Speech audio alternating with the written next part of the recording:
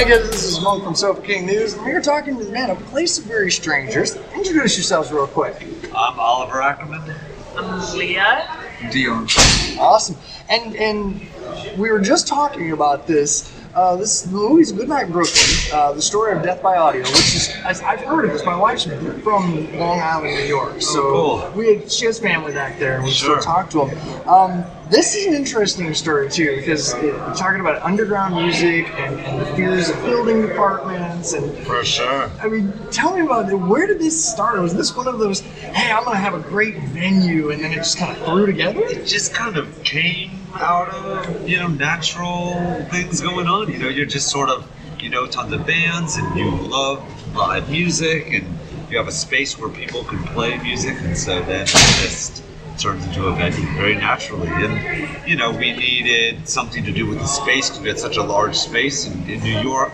You can't have like a couple feet of space without doing something in it. So, That's true. we had to do something. That's very true. Now, this spans from 2005 to 2014. So, did that mean things ended? They all closed down? Yeah, well, the place, which was like the venue and where everybody lived together in this kind of community living space, and a bunch of artists and studios and things all got rented out. And so by a bigger building, things will flatten the whole thing and turn it into, some fancy offices or something. I hate to say it, it's kind of the story in Dallas a lot of the time. It's happening everywhere, really. So if you're a bunch of kids who are artists and thriving, buy a place. Yeah. You want to protect it. Just own it. But there's still things that splintered off from there, I think. Totally. They're continuing in different ways.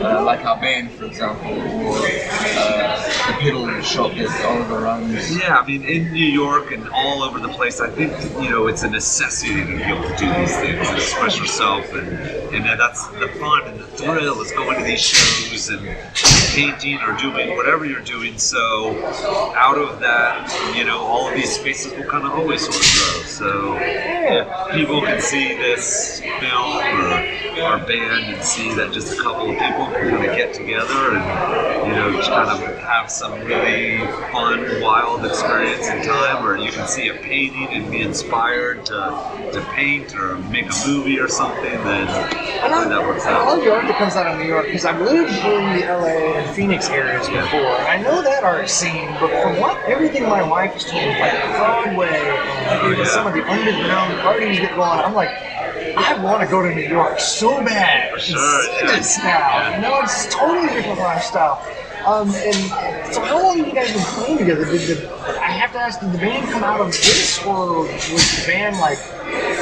The band was kind of happened before the Death by Audio space sort of grew out, but it's all just kind of natural. The band was just sort of almost like as a project of like we would all work as friends, kind of playing together and making music, and then it sort of develops where people start to notice what's going on, and then so that kind of even draws even people over to the space who are playing music and playing shows together, and It kind of all builds into suddenly until you've got the right group of people that have the same vision, that are actively trying to do, push whatever it is, the collective together. Yeah.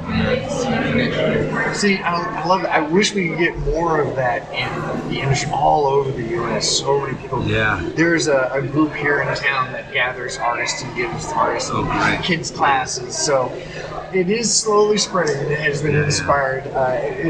Thank you so much for that. I know.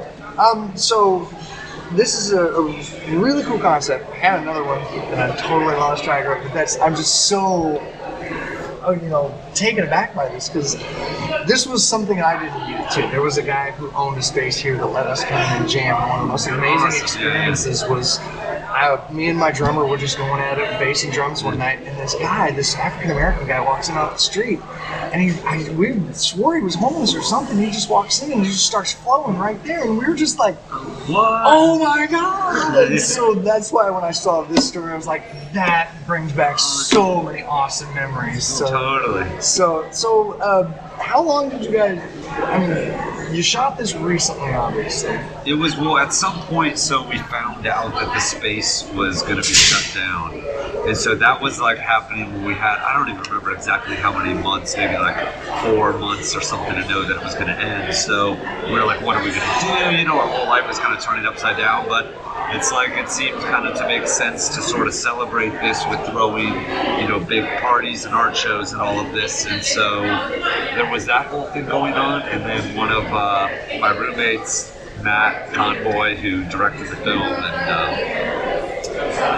you know, did all of that, kind of made it come together. You know, he was already kind of into sort of, you know, sort of starting out doing documentary work and things. And he worked with me with the pedal company and everything. And so he was kind of even one of the, you know, the guys, kind of main guys behind the space and started it and stuff. So it was just kind of, he took it upon himself to kind of make this sort of happen. And then, you know, when he sort of said that he wanted to do it, it's like all sorts of people, of course, wanted to get involved and make things happen. You know? That's so, awesome. Yeah, it was cool.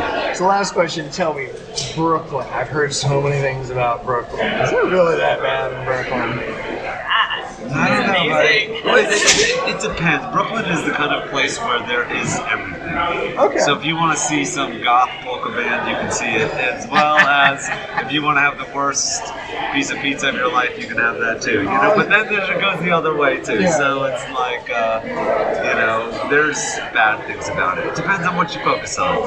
There's always so much good going on there. So I would like to focus on the positive side. I think, honestly, it's I love Brooklyn still, and I think it's still got a lot to offer, and amazing things are happening. It's just changing, and you can have a bad time there too. You can definitely have a bad time, and you can move there, and it can break you and stuff. When I moved to New York in like 2002, 3, it was like really rough for a year or something. You know, it was tough. I had a van, and people would smash out the windows, and you know, there was like a bullet hole in my van and stuff. People would slash all the tires, and you know, it's hard to make money and all that stuff. But you know, you work through those things. Place where you learn about yourself.